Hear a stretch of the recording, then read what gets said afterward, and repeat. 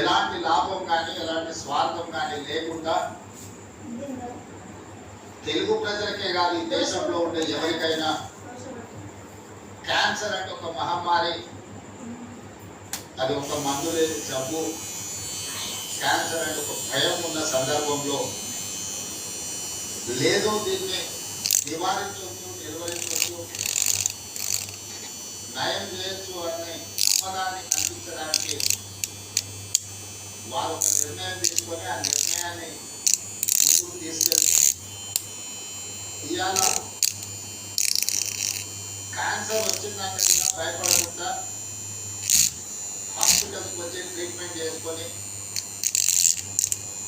పూర్తిగా బాగు చేసుకొని నవ్వుతూ బయటకు వెళ్ళే పరిస్థితిలో ఈరోజు ఈ తెలంగాణ రాష్ట్రంలో, హైదరాబాద్ నగరంలో, దేశంలో ఉండే వాళ్ళకి ఎంతో మందికి మేలు జరుగుతుంది అని అంటే ఆ రోజు వారు ఏ కథ అయితే కన్నడం, ఏ విధంగా పేదలకు సహాయాన్ని అందించాలని వారు ఆలోచన చేసిందో ఈరోజు అమలు జరుగుతుంది.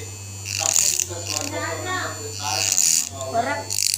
మన అందరినీ ఆశీర్వదిస్తారు. ఇక్కడ ఇందులో ప్రధానంగా ఇందులో భాగస్వామ్యం పంచుకొని ఈ నిర్మాణంలో ఆర్థిక సహాయాన్ని అందించడానికి సిబ్బంది ఎప్పుడు వారి ఆశీర్వాదం ఉంటుంది అని చెప్పి నేను బలంగా విశ్వసిస్తున్నాను, నమ్ముతున్నాను. అదేవిధంగా ఈ సంస్థకు సంబంధించిన లీజ్ విషయంలో కానీ ఇతర అనుమతుల విషయంలో కానీ వారు నా దృష్టికి తీసుకొచ్చినప్పుడే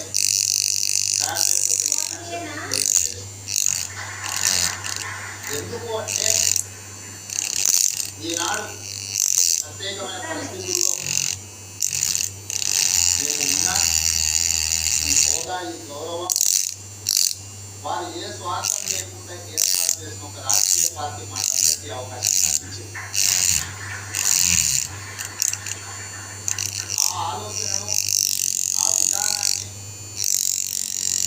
ఆ సంస్థలో పేదలకు సేవ చేయాలన్న ఆలోచనను అలవర్చుకున్న మేము తప్పకుండా ఇట్లాంటి కార్యక్రమాలకు అండదండగా నిలబడడం జరుగుతుంది భవిష్యత్తు. అదేవిధంగా ఈ వేదిక